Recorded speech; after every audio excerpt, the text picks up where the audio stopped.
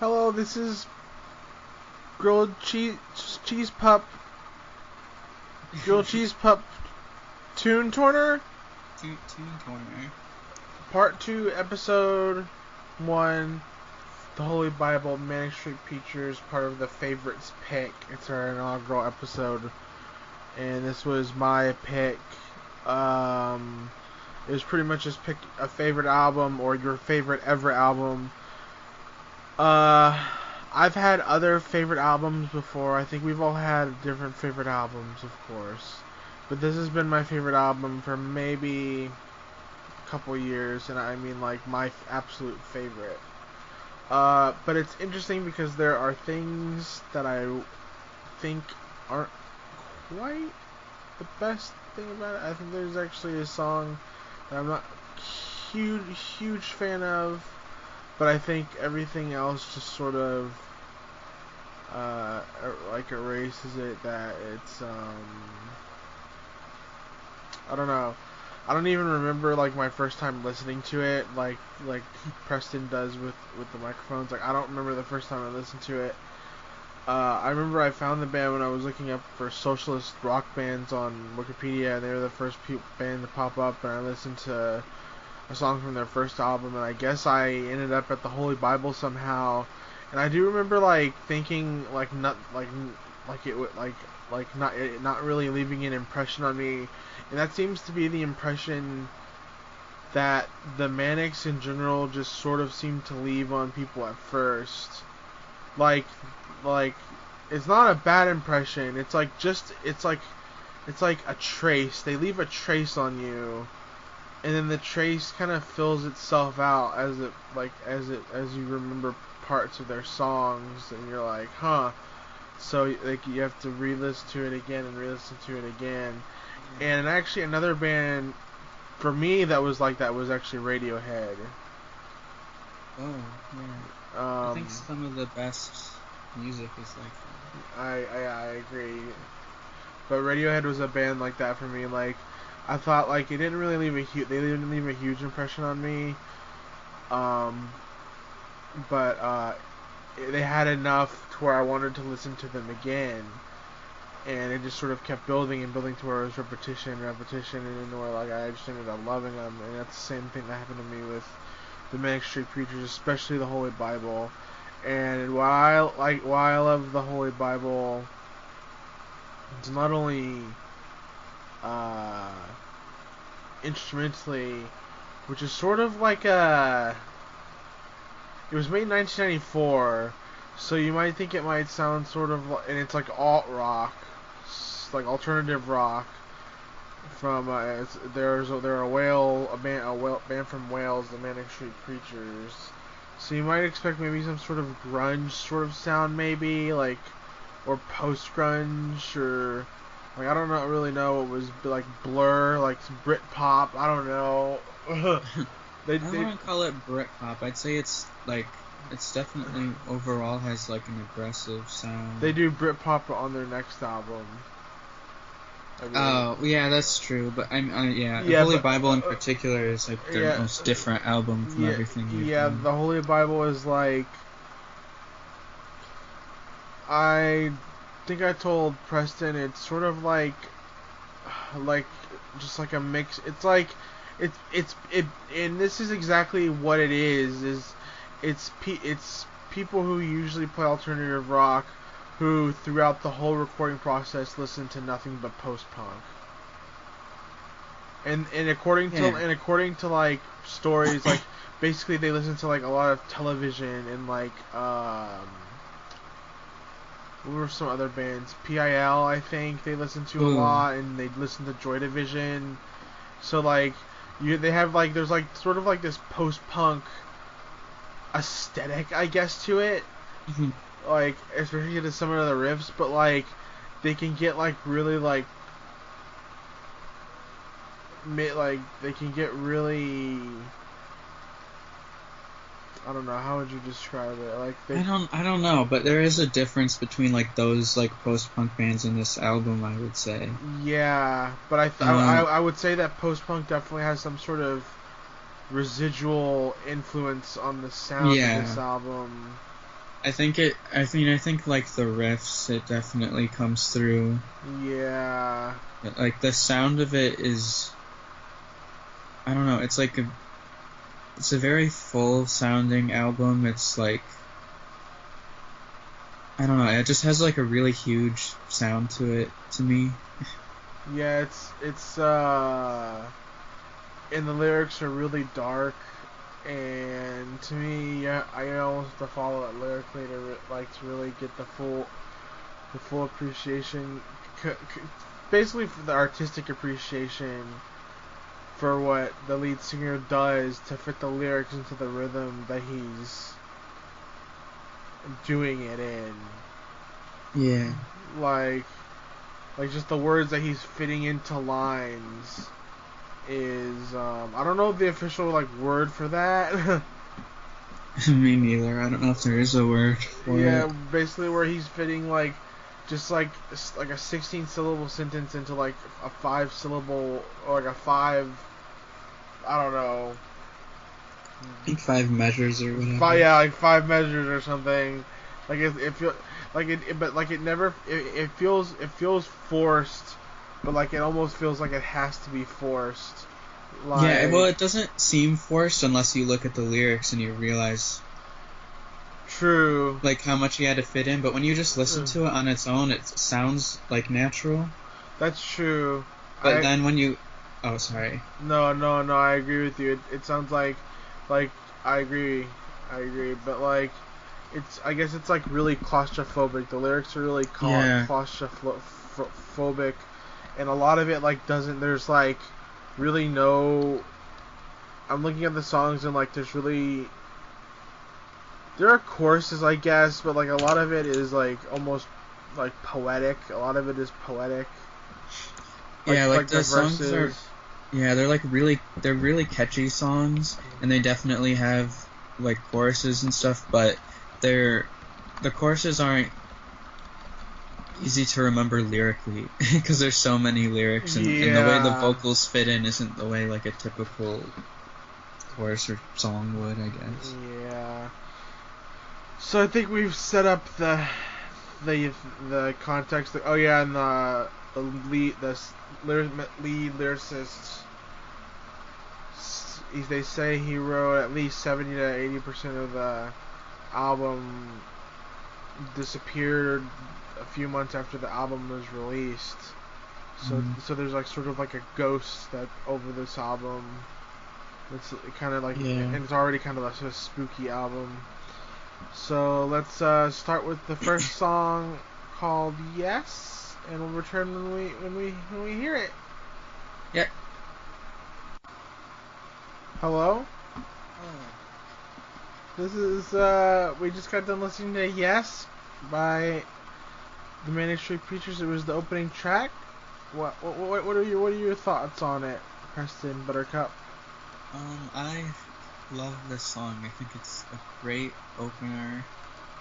I think it's very, very catchy. I love the sound of it. I just think every part is really good. I don't know, I just love all the guitar parts in it.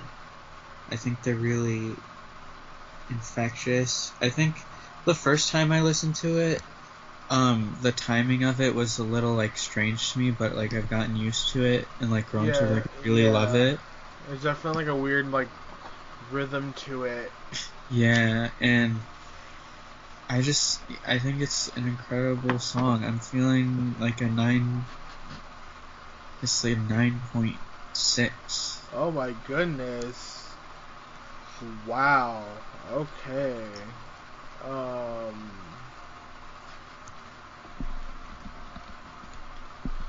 So Preston Buttercup gave yes a 9.6.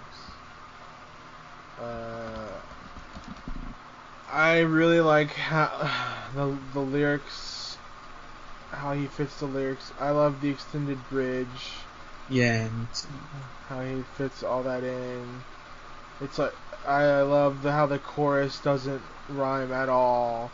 It's so like awkward sounding. Like imagine trying to like but it's so vivid, it's so evocative. Yeah. It's about anti-prostitution, I believe the song is Um. uh what? Oh, I don't mean to interrupt because I already said my thoughts, but one line really stuck out to me, and that was, "May as well be heaven, this hell smells the same." Yeah, I like that. What does that mean? And then there's also ambulance at the bottom of a cliff. Just an ambulance at the bottom of a cliff. Funny place for the social for the insects to start caring. Oh yeah. Purgatory circle drowning here. Someone will always say yes. I think that it's like prostitution. When you're a prostitute, there's gonna always gonna be someone who's gonna want you. Yeah. And this is what Genius is saying. We're not geniuses. But it makes sense considering the outro, which was apparently sampled from a thing about prostitution. Yeah. So I'm feeling I'm feeling a similar score. I'm feeling a 9.6 as well. Ooh. Yeah, I think it's very very hard to very hard.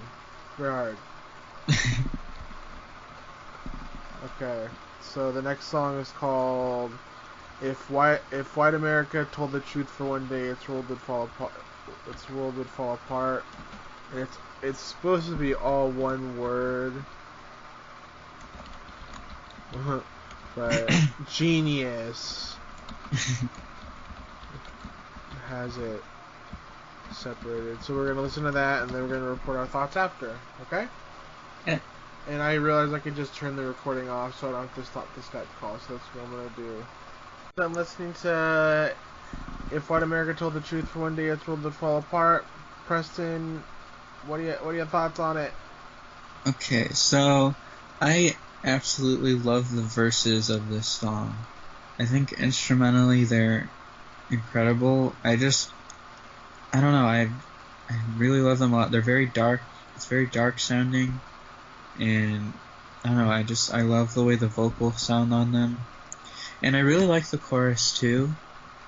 And the bridge is a part that, for some reason, like when I first heard it, I just wasn't a big fan of it musically.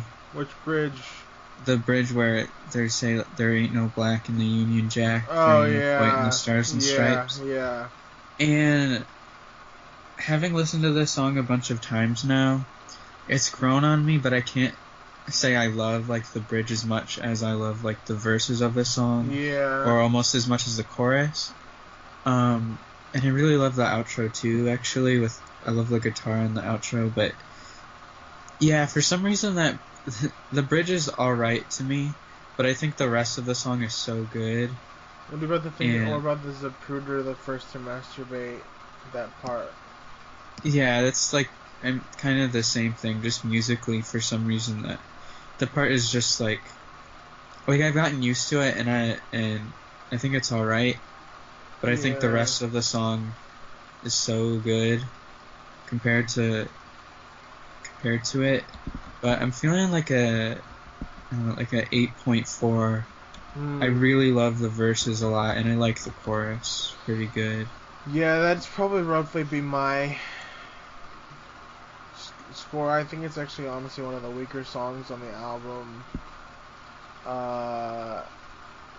Yeah, like for me, it would have been one of my favorites if the bridge sounded different or something. But that's just me personally. I think the verses are really good, but I don't know. Yeah, it seemed like too kind of disjointed. It seems disjointed to me, and it seems sort of out of place thematically with the album. I mean, it is dark in a way, but it doesn't feel like the psychological darkness. This is more of just like politics, like more. Because like the Holy Bible is like this, I think is more like a psychological album. So I'm giving this song a 8.1. Oh wow. And I think the lyrics are like they're like really on the nose. And like Yeah, they're not that subtle. yeah, and I see what you mean when like you say yeah, like I think the verses have a dark sound, but the rest of it I don't even think sounds very dark, and lyrically it's not really. Yeah. Okay, so that was If White America Told the Truth, the world would fall apart. Next up is Of Walking Abortion. We'll start reporting when we listen to it. Preston? I think this is a great song. I love the sound of it. I love like the like watery like guitar effects and like this like distorted sound that comes in the verses. Um, the chorus is really catchy. Um, I really like that the very ending with like the loud distorted vocals. I think I think it's a great song. I'm feeling like a 9.4. Wow. Um, I think this is pretty much the near, very near Manic Street Preachers peak. The lyrics are amazing. When when he rolls his tongue when he says "tissue revived," I loved, which he doesn't seem to do live. Too bad. And I love how he fits "Who's responsible? You fucking are." I love how he fits that line sequence. Like I love how he says it. Yeah. Like I'm gonna give it.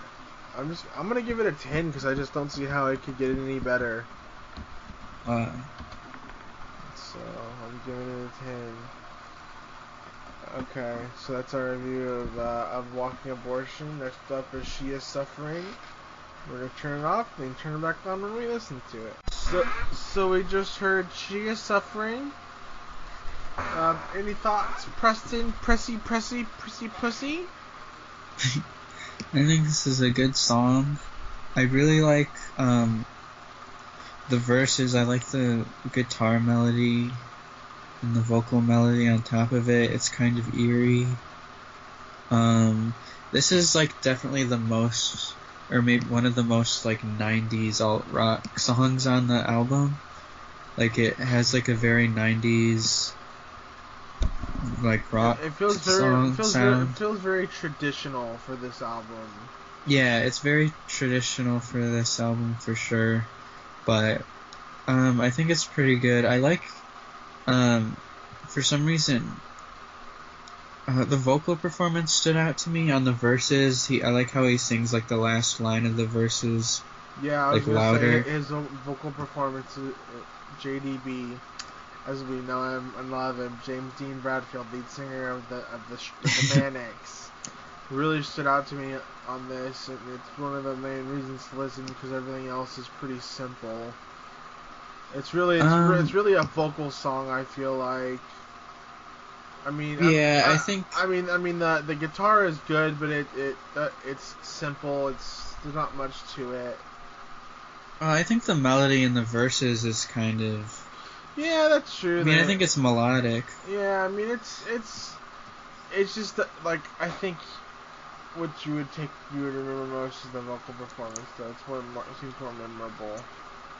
Yeah, and yes, and for me personally, by like the third verse, I'm kind of like, okay, I get it. Like for me personally, it kind of drags a little bit near the So end. I was like, yeah, I didn't realize it was almost 5 minutes long. Yeah, that should be like a 3 minute, 30 minute track, 3 minute, 30 second long track. I feel like. But I mean, I feel like the vocal performance still elevates it, and I do really like um the guitar melody and the vocal melody in the verses. So I'm gonna say 8. That's the exact score I was gonna give it. Ooh. I think it's one of the weaker songs, but it's the song I would give to someone who were like, hey, what's a song from the Holy Bible? And like I didn't want to give them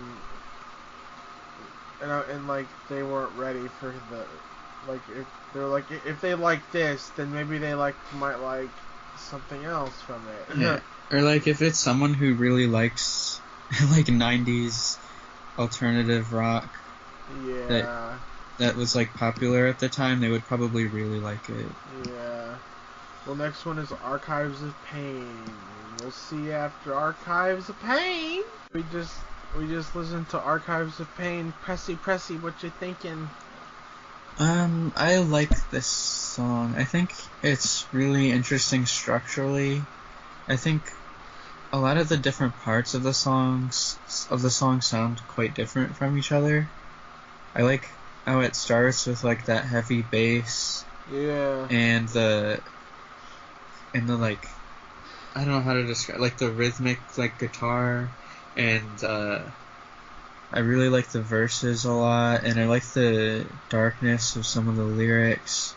A detail that stood out to me that I really like is between the chorus and the second verse, there's a little instrumental break with like this distorted guitar that I think sounds really cool. Mm-hmm. And I really like, I thought the guitar solo at the end was pretty good, and I really like how it ends with the bass from like the beginning of the song. Yeah. I think it ends really strongly. I think he does a really good job fitting in those names of the serial killers into a rhythm. Yeah, I think it's pretty cool. I'm feeling like a 8.4 on it. Ooh. That's roughly what I'd give it. I'd give it an 8.5. Ooh. And then next up we'll be listening to Revol. And I was never really a huge fan of this song, but I like the lyrics. I like how the lyrics connect each revolutionary of the Soviet Union, well, each leader of the Soviet Union in the first verse, to something about sex, which can also double as a critique, metaphorically, of that leader, or observation. And then in verse 2, it's sort of like, there's a couple of revolutionaries in there, but then it seems like it just sort of goes into more like historical figures in general. So like maybe he's trying to say that, I don't know, love's, I don't know. I mean, he mentioned Che Guevara, and Che Guevara said something like, revolutionaries should be, revolutions are mostly are at its core about love or something like that. And he was like, I know that sounds contradictory or something. I don't know. Music wise, I never cared for the guitar too much, the watery guitar. But I think JDB, James Brownfield's voice performance is as good as always. Richie's lyrics are as good as always. But it just felt like a song that should have been a B-side to me. I feel like there are better songs they recorded for this album that they could have put on here. But it's not a bad song. It's just one that, to me, it's sort of like a stopgap into the rest of the album, which I think the second half is the peak of the album, I feel like. But I'm gonna give this album, or this song, a 7.9. So Preston, what do you have to say about it? I personally really like the song musically. I think it's very fun and catchy. That's pretty much all I have to say about it. I just think it's a very catchy, fun song. I think the hook is very infectious, and I actually do like the guitar effects in it. I feel like this would be a really fun, like, live song. Yeah, probably. Like, this song is probably better live than in studio, which I can't say I would say that about any other Holy Bible song, really. But, yeah, and next up we're going to listen to 4ST7LB, that's pronounced 4 stone 7 pounds, and that is actually apparently the lowest weight you can be before you die. So I'm sure this is going to be a real positive, optimistic tune from that's Beatles-esque. You ready for it? Yep. Let's listen. Okay, me and PB just listened to 4 Stone, 7 Pounds, Forced Civil.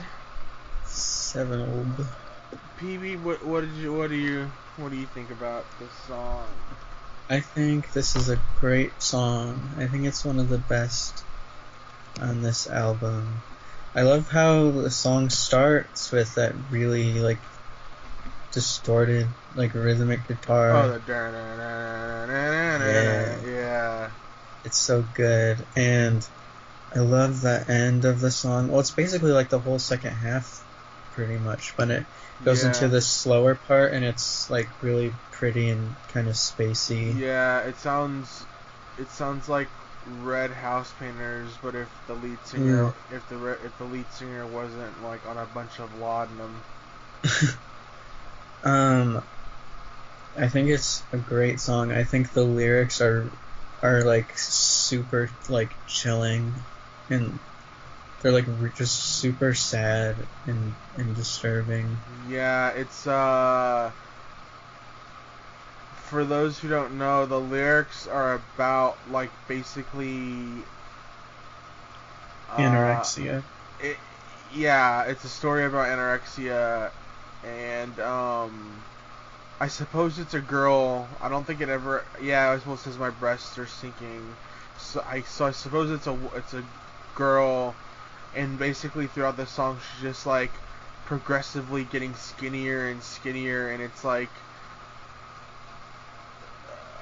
at the end it's basically like she reaches her goal.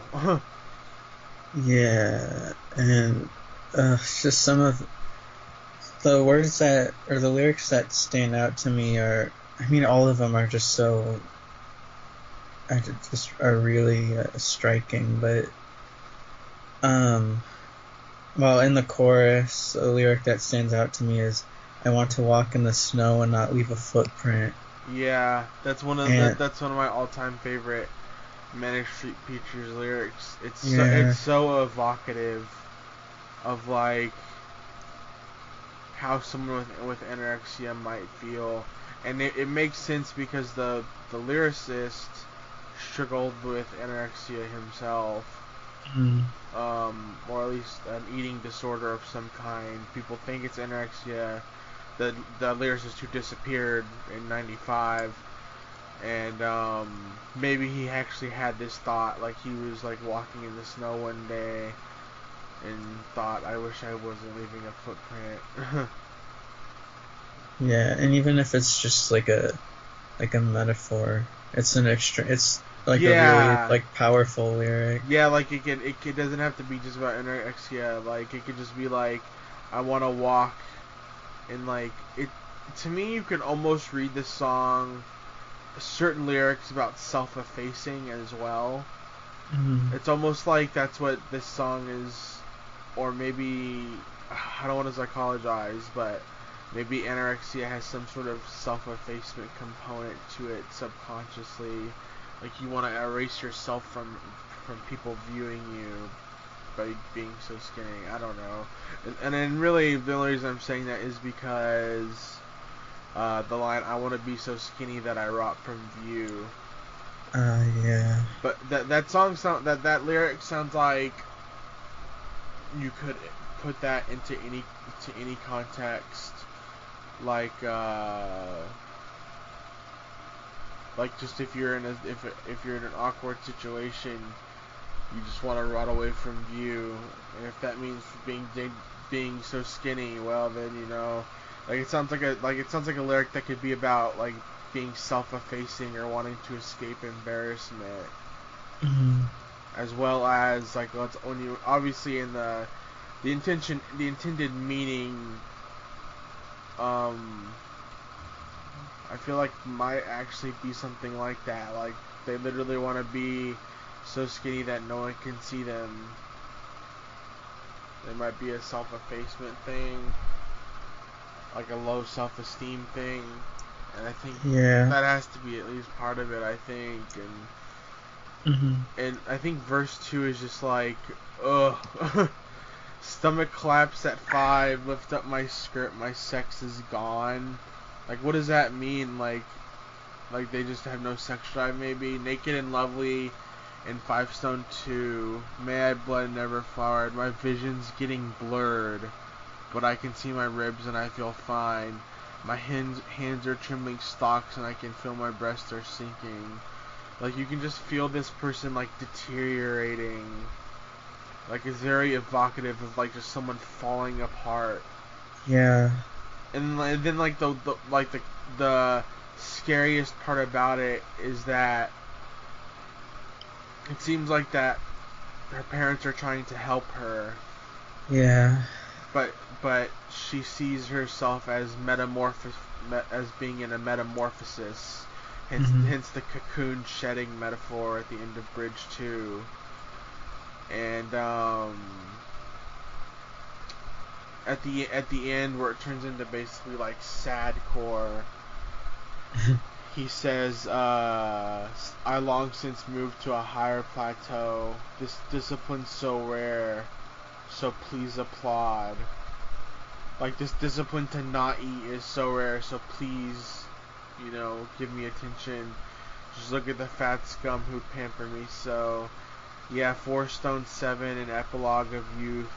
Such beautiful dignity and self-abuse, which I think kind of summarizes the entirety, like, how, like, just sad it is. Like, this person is deteriorating, but is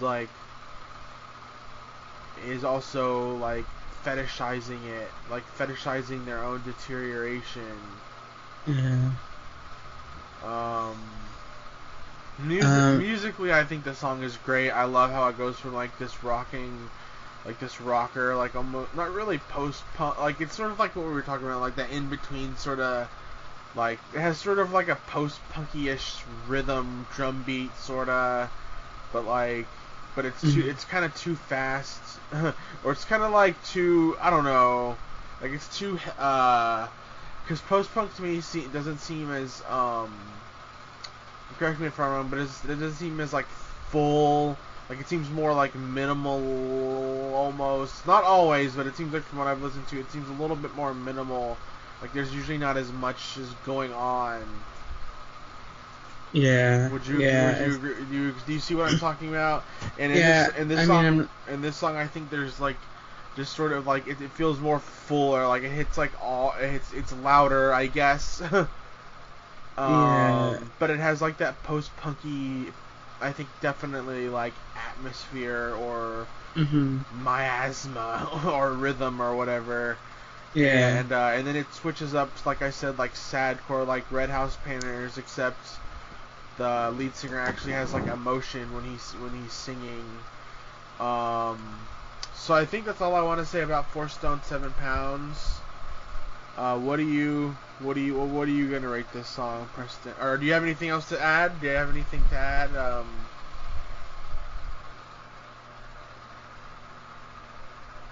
Hello? Hello?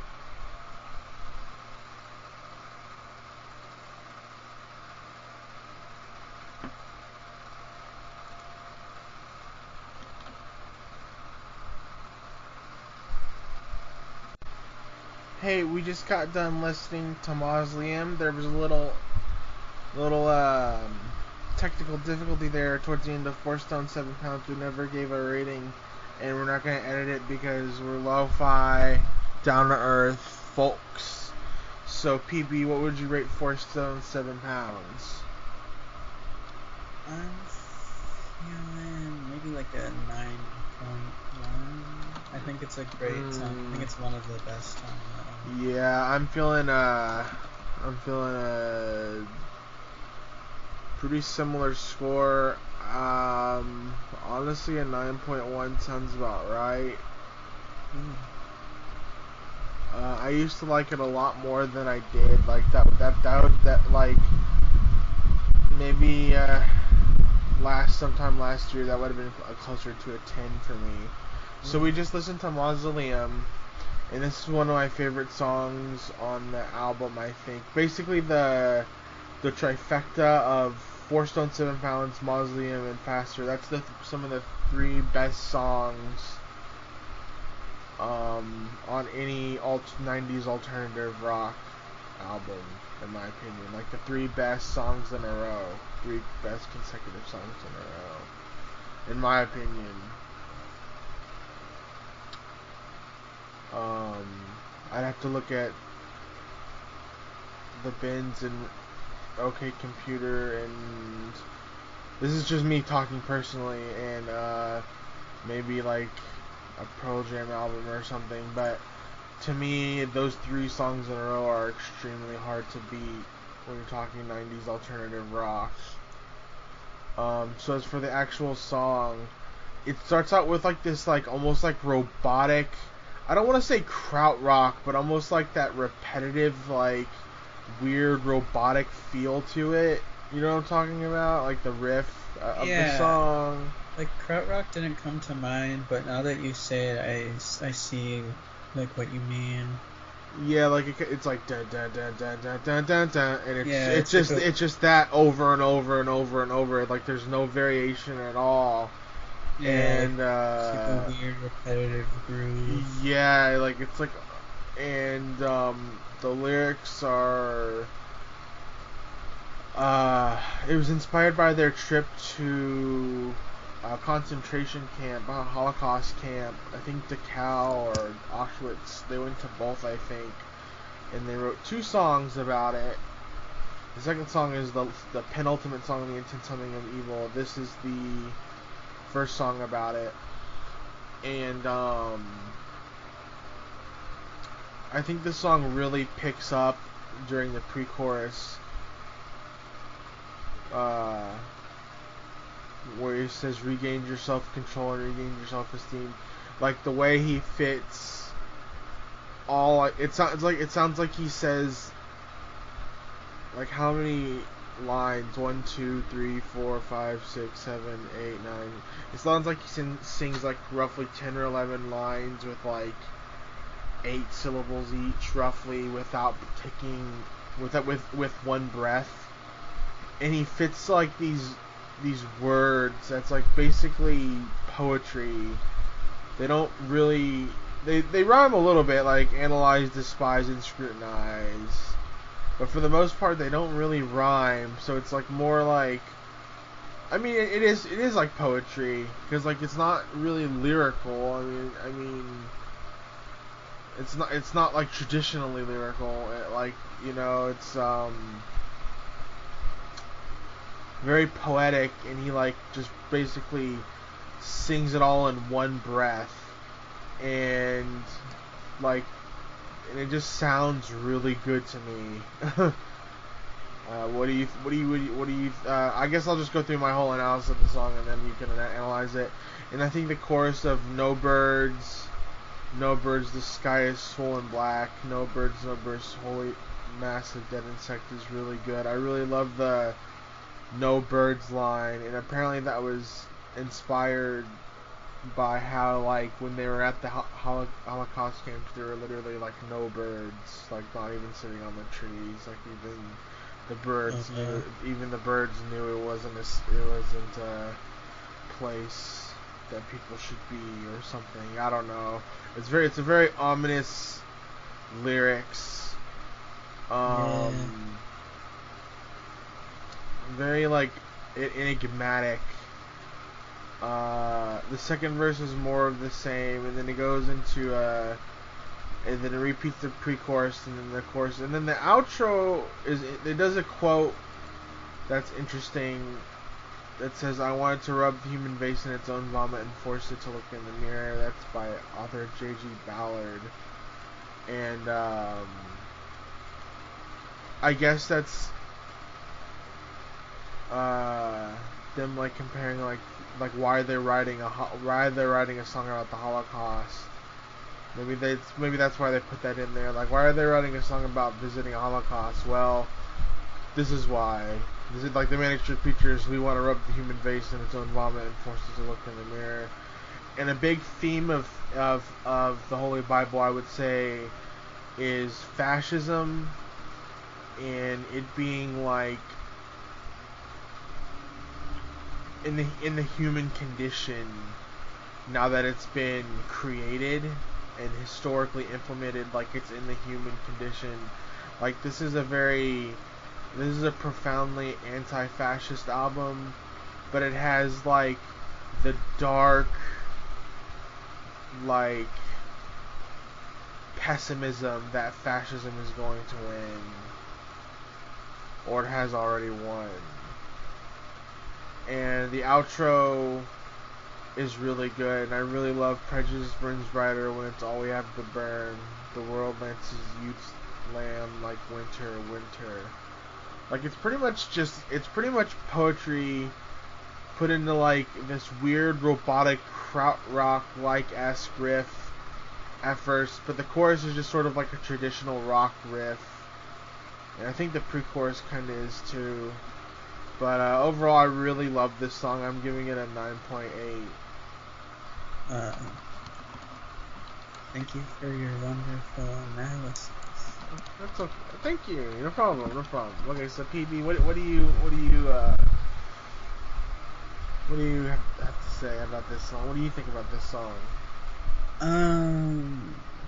Well, I don't have a whole lot to say except that I really like it, but to me the pre-chorus is really what makes the song for me. Yeah, I think the pre-chorus is the heart of this song. As weird as that sounds. Yeah, for me personally, it's like easily the best part of the song and really makes it for me. The other parts I think are good, but the pre-chorus I like love. Yeah. And I think I just think without the pre-chorus, it probably wouldn't be like one of my favorites on the album. But the pre-chorus, I agree. Yeah, but that part just really elevates it for me. I just think it's really awesome. So, on the song, I think I'm feeling like maybe like a 8.7, and really the pre-chorus elevates it a lot for me. I will agree. I'm not like a huge fan of like the verse riffs, the krautrock type riffs. Like I don't like them too much. Like I don't know. I mean, but they're not bad, but I'm not like a huge fan of them. Yeah, it's a song that it's taken a little while to grow on me just because of the parts other than the pre-chorus, which I don't think are quite as good, but I've gotten used to them and grown to like them more. But to me, the pre-chorus is easily like the best part. Yeah, it's like almost like one of the reason why you look forward to the song when you see it coming out. Yeah. So that's Mausoleum. Next up is Faster. Okay, we just listened to Faster. Thoughts? This song is amazing. It's just incredible. Yeah. I think I don't even know what to say. It really like you introduced me to this song, and when I first heard it, I really liked the chorus with. There's like a instrument, like a marimba-ish type. Yeah, it's sound. like a marimba or a xylophone or something that really like made the song for me the first time I heard it. But I thought it was pretty good, but I wasn't like in love with it. And then by like the third time I heard it, I thought it was really great. And now like every time I hear it, it kind of it like blows me away. I think. It's just I don't even know what to say. It just like enamors me every time. It's so I don't know. It's so huge sounding and like it's so aggressive and like Like there's like a punk rock, like, not really, like, I would say punk rock attitude almost. And even when he says the tattered and the torn, he almost sounds like the Sex Pistols guy almost. Interesting. I haven't heard much Sex Pistols. He sounds more like punk. Like, he sounds more like like UK-ish. Huh. Like he sounds like more punk rock, I guess. And like, to me, this is it's my favorite song of all time. I'm just gonna throw that out there. My favorite album of all time by my favorite band of all time. So, yeah, I love pretty much everything about it. I even love the beginning where it says, "I hate purity, I hate goodness, I don't want virtue to exist anywhere, I want everyone corrupt." Like, I don't really know what the song is about. Like, but it's very, like, mysterious. Like, it's like not really mysterious isn't the right word, because like that means like there's something to be discovered. It's just sort of like very expressive, very evocative. Yeah. Like, it almost sounds like it was written by a megamaniacal, like, author or writer or something. Like, they're saying they're stronger than Mensa. Miller and Mailer, or that's Arthur Miller, who wrote Death of a Salmon, and Norman Mailer, who wrote some other shit. I don't know him. Apparently the Executioner song, and it's Sylvia Plath and Harold Pinter. I'm only really familiar with Miller, Plath, and Pinter. I've never read Mailer, but like, these are really well regarded authors, and he's saying like he's stronger than Mensa, which is like the high IQ society, so he's smarter than them, and he has more literary talent than Arthur Miller, whose Death of a Salesman is considered one of the best American plays of the 20th century. Norman Mailer, who's very well regarded. Sylvia Plath, who's regarded as one of the best, not only women poets ever, but poets in general ever. And Harold Pinter, who's a very well regarded, well rewarded playwright. So like, he has like this ego to where he spits them out. Like, I don't know if that means like, I just realized that maybe he's like, the only reason I'm saying that, or that it's like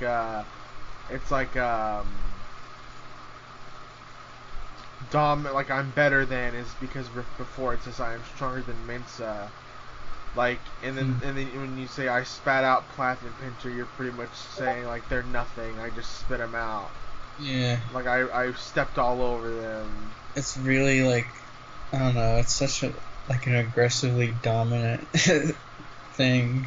Yeah. To say. And I love it because it's literary. And yeah. And God, the chorus is incredible. To me, musically, it's like, even like, I think the verses have like a darkness to it, and there's definitely darkness to a lot of the lyrics, but to me it's like, I don't know, to me it's like euphoric. It's like, it's so, I don't know, it's just, I love that main riff in the beginning, the dun, dun, dun, dun, yeah. Dun, dun, yeah. It has so much energy, and just, it feels like traveling at the speed of light. Like, it's so, and it just opens up with like immortal lines. I am an architect, they call me a butcher. Like, just those lines themselves, those two lines. yeah. Like, I think that whole I am synonym, they call me an antonym, is a really good, like, song, like a lyrical technique to use. Yeah. And it's like, and it's not like obvious things. Like, when you think of the opposite of an architect, it would take me forever to think butcher, which is like really clever. Like, it's like you're like I don't know.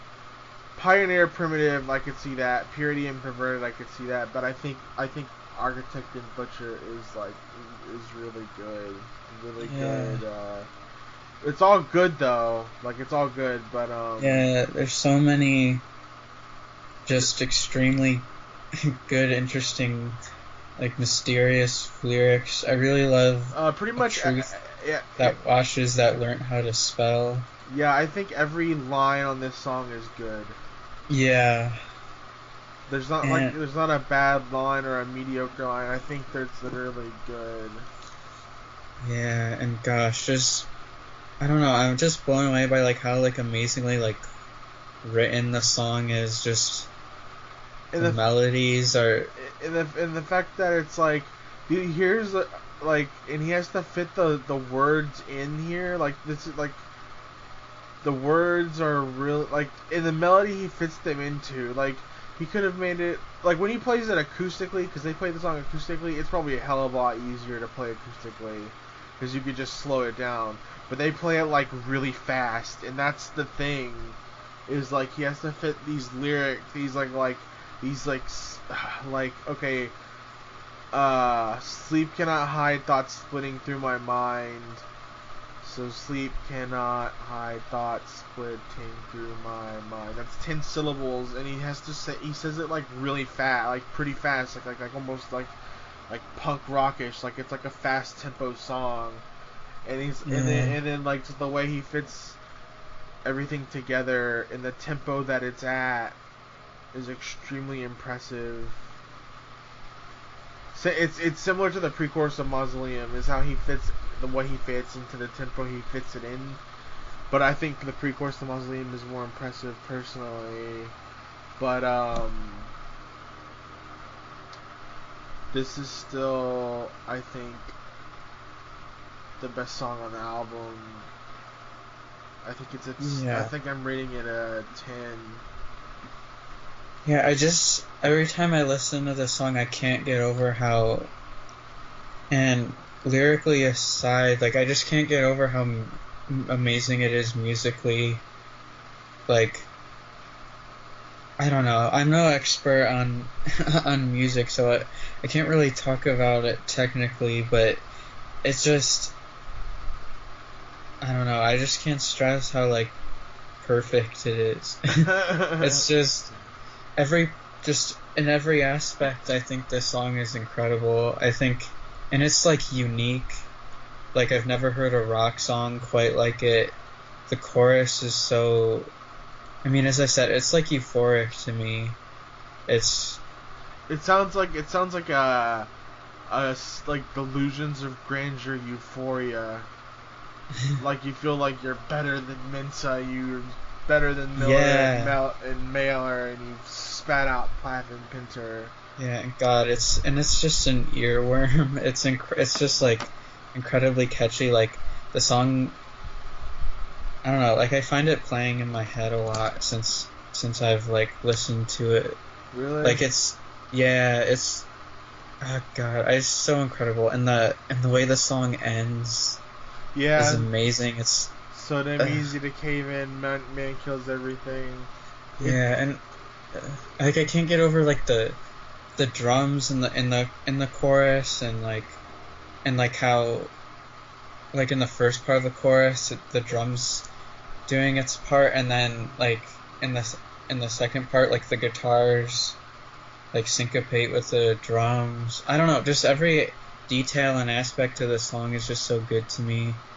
And yeah, I'm feeling a 10 too. I just can't like stress how like perfect and amazing it is to me. It's just, yeah, I just think it's like musically like incredibly powerful and interesting, and lyrically just very interesting and aesthetically good, and yeah, it's just all around an incredible song to me. Wow. I think that it's our first. We're gonna call grilled cheese pup Panamas. Grilled cheese pup and a Panamas unanimous 10. That's our first unanimous 10 on the song. and Goes. we're gonna keep a list of it. And the first one is "Faster" by the Manic Street Preachers on the album "The Holy Bible." So the Yeah. next song coming up is "This Is Yesterday." We're gonna listen to that and then come back to it. Preston, you got any thoughts? Okay, so, I think this is a very nice song. Now, I was anticipating not enjoying the song this time as much as I did, even though, like, I don't know, I can't say I love the song, but, to me, as I've heard it before, I always thought it was okay. I don't know why, it kind of maybe clicked with me a little more this time listening to it. I just think it's... Okay, so... not that I'm not like a Manic freak, but I do know of a Holy Bible B-side called Judge Yrself. Up to this point, I always thought that Judge Yrself should replace this song in the track listing because I always found it to be the weakest. But I don't know, I guess I still stand by that because I don't think that this is an amazing song. But I will say I think it's, I don't know, I see it as good for like the dynamic of the album because it is a softer song among all of these like really like harder rocking songs. So I see its place in the album as sort of like a cool down moment. And I really do like the melody, like in the chorus. I think it's really like sweet, and I like the sound of the guitars. So I'm feeling like an 8 on the track, but I don't know. I know the Judge Yrself thing is a random thing to bring up. It's just that I think it's relevant. Relevant. I mean, I think I still stand by that though, even though I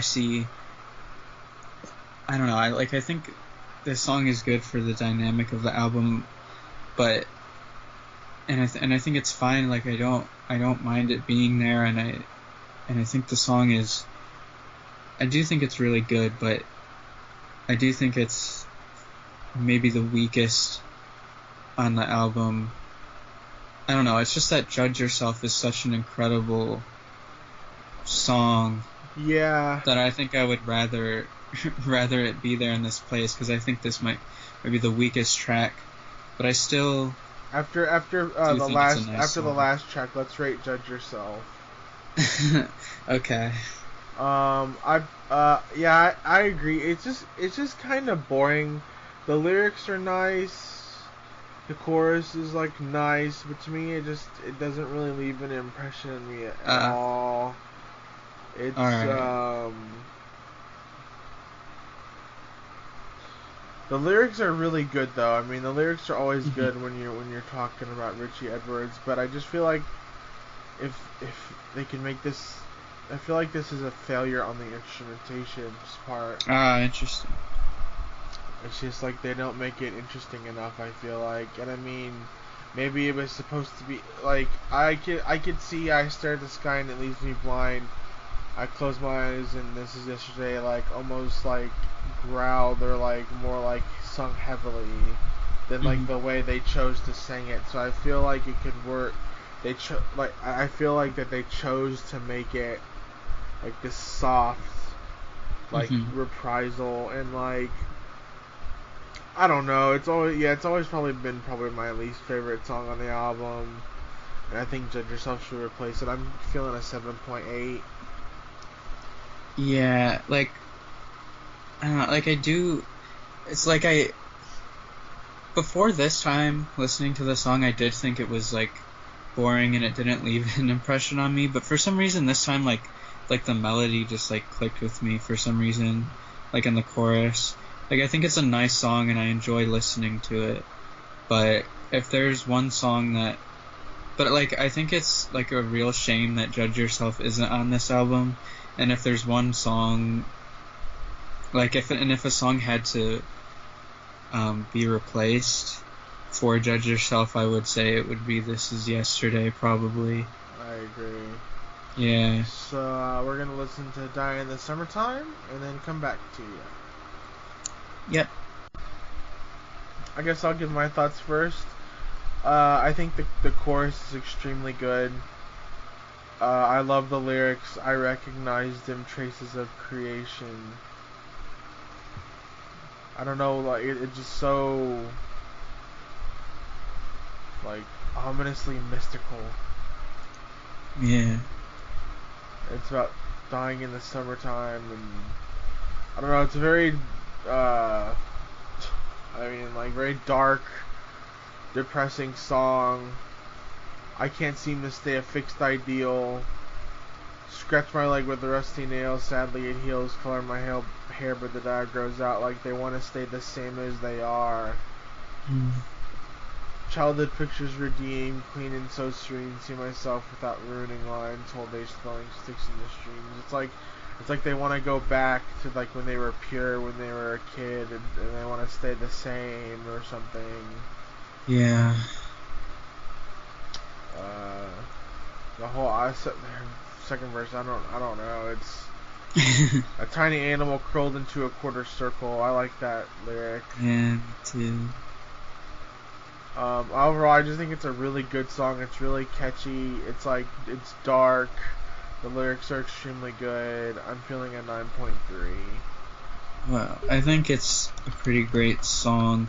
I really love the verses. I love like how it starts with like those pounding drums and that like guitar riff or whatever. Yeah. I just think it's so good. And I really like the chorus too. For me personally, I think I actually like the verses a little more. I think they really make the song for me. And I really like how in the first verse, when he sings whole days throwing sticks into streams, then he sings very high. I think it sounds really good. I think this is a pretty great song. I'm feeling like 8.8. Ooh, nice. Okay. And the next song is the penultimate song, The Intense Humming of Evil. It's the other Holocaust song. It's literally about a concentration camp, and we'll come back to you after we listen to it. Okay, so we just listened to the penultimate, the second to last song of the Holy Bible, The Intense Humming of Evil. Buttercup, what do you think about this song? I really like this song. I remember last time you listened, you weren't a huge fan. Yeah, well, I really liked. It's grown on me, but I still I know why I wasn't as into it before. But there's just certain parts of the song that have grown on me a little more, and there's aspects to the song that I think make up for the aspects that I'm not super crazy about. I think it's really good. I really like the sound of it a lot. It's definitely like I wouldn't call it like an entirely industrial song, but it definitely has like an industrial influence with like this booming bass drum in the beginning and this like metallic percussive sample that plays throughout it, and I just really love the sound of it. And something I really like about it is the chorus, which I noticed actually calls back to Archives of Pain melodically, the chorus of that song, which I really like because they're both the two songs about the Holocaust. But I actually Archives of Pain was no Archives of Pain. Oh, I'm sorry. Do you mean Mausoleum? Yeah, Archives of Pain was about serial killers. Yeah, I'm a ding dong. It's okay. But I do like how. But it recalls melodically to Archives of Pain. Yeah, which I think maybe before I'm like, that sounds like some other some other part of this album melodically, like, but now I realize it's from Archives of Pain. Huh. But I never noticed that. and that's kind of what made me think, oh, so the connection is that these are both the Holocaust songs, so that's why they would call back. Like, that's what made me think that. Well, you're a lot smarter than they are, because that would be really cool. But actually that kind of almost, for me personally though, I like... It's related in that it's both, like, systemized killing. Yeah. I mean, I don't know, I think that connection between the Holocaust would be so cool though, because... And then it would make me think less that they're just, like, reusing a melody. And, like, there's, like, an actual, like, deep meaning why they're reusing this melody. Yeah, but there still could be. And, I mean, obviously I'm sure they know they're reusing a melody, but I actually prefer the way it's performed in Intense Humming of Evil, I think. And, I don't know, I really like the sound of it. I really love the guitar solo near the end of it. I think it's really great. I really love in the chorus after he says never be, I don't know, I just love, like, the chord change in that part. And I really love the end of the song with the drumming. I don't know, I think the drum pattern is... I love how he says Lodja Stressa. Poplar trees. Yeah, I love how he says Rasher surveys as butcher bacteria. He's like, Rasher serves as butcher bacteria, or something like that. And he, like, kind of... It's weird. He sings with an interesting inflection, sort of, on this album that I feel like he doesn't on other albums. Yeah, like he puts really weird inflections on things. Like that's like yeah, I agree. He, like, kind of rolls his R sometimes. Like, I feel like he kind of did that on Bacteria. Yeah, like, he just doesn't do that ever again. Yeah, like, his voice there's a slight difference to his voice on this album that I really like compared to other albums. It almost needed it in order for it to...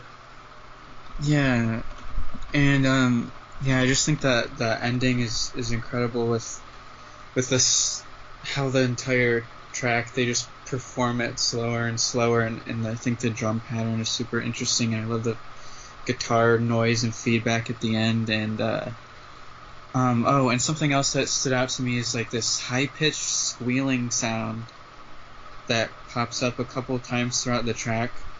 It's not the most pleasant sound in the world, and I'm sure the goal wasn't to create a pleasant sound. It sounds like you're in a factory, like you're in some sort of like, not this, I don't know like if they were, like, it almost sounds like you're supposed to be at a factory you work in, not necessarily like a factory you're going to die in, which might play into how at the last lines they say Churchill is no different, wish the workers bled to a machine. So they could be comparing, like, basically how, Churchill, like capitalism and fascism are in bed together. And basically, capitalism or fascism is what happens with capitalism if you don't, keep it in, if you don't keep it in check.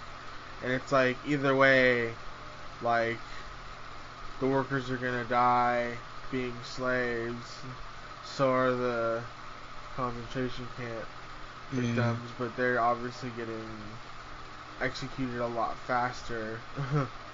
Yeah. But I just wanted to say about that squealing sound, for some reason I just appreciate how up front in the mix it is, and how unapologetically harsh it is on the ears. But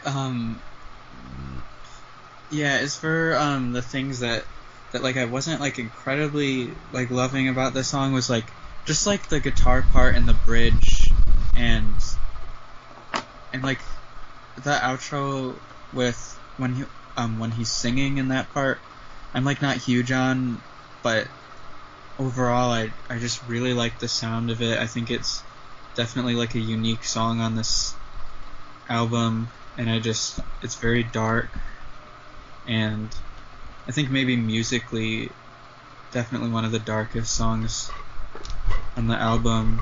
And I just think it's really good. I'm feeling like a 9 on it. I think this is probably the darkest song on the album, maybe taking into consideration just the overall sound and the subject matter. Yeah. I'm feeling probably a 9.1. So the next and last song is called PCP, and we'll get back to you, and then we'll give you our final thoughts.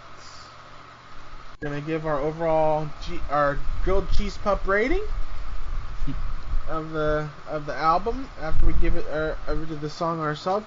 So Preston, what do you think of the song PCP? I think this is a really, really great song. I love it a lot. I think I don't know. I think the album couldn't end more perfectly, and musically, like, this is another song like faster. Like, to me, this is like euphoric musically. I think it's like, just musically speaking, I think it's probably like the poppiest on the album. Like, it's just very fun and like bouncy. Like, it's got like this bouncy like bass line in this one part, and this. But it's weird, but it's because it's also like still kind of dark sounding. Yeah, I think definitely the verses have a dark sound to it, but and you may disagree with this, but to me it has like a pop punk feel. Like, I think it's. I wouldn't say pop. I was actually thinking about it. I was definitely thinking this is definitely a punk rock song. Oh no, it's definitely punk. And I mean, I'm personally like, I don't know, I haven't listened to much punk music or pop punk, so it's not. Yeah, it's not, probably. It's It would, like, I'm definitely not saying it's on like the level of like the pop punk music that I've heard. I'm just saying maybe to me it's just because it's such like a fun song musically and such a catchy song that it just has a pop feeling to me. It's sort of like almost like a proto Dimed Out by Titus Andronicus. Like almost sort of like a art punk rock, if that makes sense. Like, it's like the Bad Religion kind of does it too, where like the lyrics are like the lyrics are really like multisyllabic, and like, you know, there's a lot of meaning, or there's a lot of like surrealism to it or whatever. And like there's a lot of stuff going on at once, where like usually punk rock songs are pretty simple, you know. So like, yeah, I'm not saying this is a simple song in any way. I'm just saying, I don't know, I just think there's a real emphasis on, I don't know, or maybe they weren't intending to make something poppy necessarily. Like, I'm just saying it, I just think it's, I don't know, an incredibly catchy song, and not that something catchy necessarily makes something poppy, but I don't know, to me personally, it just,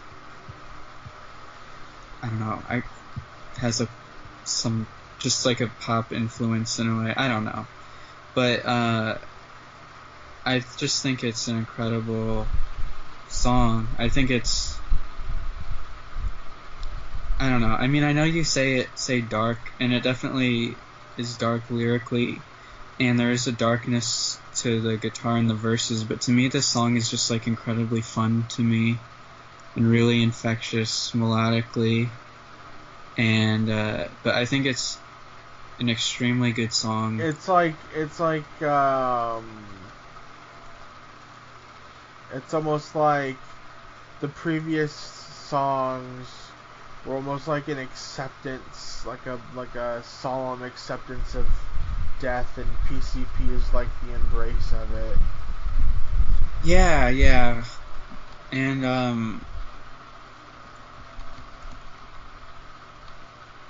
yeah, I love just the lyrics and the vocal performance so much. Yeah, I the way just he fits the lyrics into the verses. Yeah, and like I can't say this song like blows my mind on like the level of faster, but I think it's just such an incredibly written song. I love every part of it, and I'm feeling a 10 on this one as well. I think Wow. it's I think it's I don't know. I just think it's an incredible song. Yeah, I'm also feeling a 10. That's what I was thinking is pretty much almost before we even played it. I love this song a lot. It's one of my favorite songs. So that's our second unanimous 10. Yeah, Or two songs in the grilled pup, cheese pup song Hall of unanimous. Fame. Pup unanimous. Mhm. Second pup unanimous. So Yeah. okay. So Actually, so what are your what were you gonna say? oh, well, just a little something to say. Actually, when I said like faster gets stuck in my head, actually like an amalgamation of faster and PCP gets stuck in my head a Oh lot because yeah. because after the bridge, I don't know, just the way the drums like finish off the bridge, it just sounds to me like it could perfectly go into the chorus of faster, and like for some reason like an amalgamation of those songs like gets stuck in my head a lot. But anyways, So what's your overall impression? That's cute. So what's your overall impression of the Holy Bible?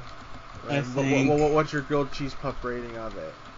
I think this is a really really good album. It's an album that took a little while to grow on me, but it's definitely an album that you want to come back to because of some really amazing highlights. And even if the highlights don't totally win you over at first, there's something sticky about them that makes you return to it. And a lot of the songs on here have grown on me the more I listen to them. And I think it's a pretty great album. I think I'm overall feeling like I'll say like a 9 on the album. Pretty And strong rating. I wouldn't have said that. I don't know. It took me a little while to get there, but every time I listen to this album, the more I enjoy it. Yeah. Um, I'm for like absolute highlights. Definitely Faster, I think, is easily the best. Faster and PCP to me are easily the best songs on the album, and just some of the best like rock songs in general that I've heard. So I think those are the definite highlights of the album, and also I would include Yes in there, and a Walking Abortion, and Four Stone 7 Pounds too. Oh, we need to listen to. We need to listen to Judge Yourself. Yeah, that's true. Even though we can't really include that in a rating for the album because it's not part of the album. True, but let's judge it anyway. Okay, well, are you gonna give your overall thoughts on the Holy Bible? I will after Judge Yourself. Well, no. Okay. Okay, I'll go ahead. No, I'll oh, yeah, I'll give my thoughts on the Bible. It's my favorite album of all time. I love the themes that play through it. The the lyric the lyrics the lyricist heavily inspired my own lyrical style. I feel like, at least to some subconscious degree, I feel like I want to outdo them. So I don't think I have yet, but hopefully one day maybe I can. But this is one of my favorite albums, and though I rated it almost seems like, if you're looking at this, it seems like that Preston Buttercup likes the album more, because I'm not so high on Revol or This Is Yesterday, but This is an easily a 9.7 album for me. I love this album like as a whole, probably Mhm. more than I like it individual, like part by part. Like just thinking about the album, like I'm like, oh yeah, that album rules. But listening to it, it's really good too, and it's all I love introducing people to it. It definitely is like an album that grows on you. It doesn't. It usually doesn't immediately hit you, but when it does, like it won't. It'll stick to you like an abyssal glue, and that's what I have to say about that. And we're gonna come back and do Judge Yourself, and then we're gonna also see what the next album to redo we're gonna do. Okay, we just listened to a bonus B-side that does not factor into our score of the Holy Bible, but it was called Judge Yourself. It was meant to be on the Holy Bible, but I've also heard that it was meant to be on a Judge Dredd album or Judge Dredd movie, but wasn't. But it was recorded around the Holy Bible era, so we can say it's a Holy Bible B-side. Well, Yeah. but it's a Holy Bible era song. It sounds very much like it could be like on the Holy Bible. So what do you think about it, Preston Buttercup? Well, I just wanna ask, since you're the Manic freak, even though I'm not, you may not know, but I'm just wondering, do we know exactly why it wasn't on the album? Like, did they just think it wasn't good enough, or did they record it like too late to put it on it, or what? I honestly think it was because it was for the movie. Yeah, Like, it's which is weird. Yeah, that is weird. It's weird that they would even reject it. I hate them for that. But I'm glad it wasn't put into the mechanisms of Hollywood. I think it's such an incredible song, and it's really a shame that it's not on the Holy Bible. Gosh, just the verses are kind of simplistic musically, but gosh, it's just so, I don't know, it's so catchy. I guess it's like a bridge almost. Like clean your flesh and mock your fears. The brightest sun is the purest gun. Yeah, I love that part. The part is so incredible, and the chorus is just, God, it's just amazingly. It's so aggressive, and it's so, I don't know. It just isn't this the song that made you think that the Manics are a good band? Yeah, definitely. It's definitely. I think this is before like Faster really hit me. Maybe I've heard Faster like a couple times. Yeah, this is before Faster hit you. Yeah, it was. Yeah. Yeah, and when I heard this, I was like, well, this is probably like my favorite song by them. When I first heard it, gosh, the chorus is just so, I don't know, it's like blood pumping. It makes you want to jump around and go crazy. It's very aggressive. I'd love to hear this live. Yeah, and it's just catchy as hell, and it's just, I love the drum fills. The drums are insane. Yeah. It's such a good song, and I didn't even realize until just reading the lyrics now that it's just one verse that they repeat a few times, or they repeat it twice, and they repeat the chorus, but the song is just. It's just so good that they don't even need to come up with another verse. Yeah, like it's very simple. It's simple, but it's amazing in its simplicity. It works so well. I love the song. I'm feeling like I don't know. I guess I'm feeling like, I was gonna say like 9.8, just because the verses are so simplistic. Like 9.8, just because the verses are slightly simplistic musically to me, but I don't know, it doesn't hinder the song for me at all. I love it so much. I don't know, I might be almost feeling a 10. I guess I'll say like 9.8. But I think it's an incredible song. I love it a lot. Yeah, I think it's really good. The Dionysus against the Crucified is a reference to Friedrich Nietzsche, who signed his letters as Dionysus the Crucified, I believe, when he was insane. I think it was written by Richie, who is really well read. Mm-hmm. They one of the bassists was saying that he was reading like 2 books a week or 3 books a week or something, and it was always like, it wasn't like the Hunger Games, it was like like Nietzsche and the Torture Garden and all that, which is where the quote from the back on the Holy Bible comes from. I'm feeling like a 9.6 on this album, or on this B-side. And now we get to choose our next album to review.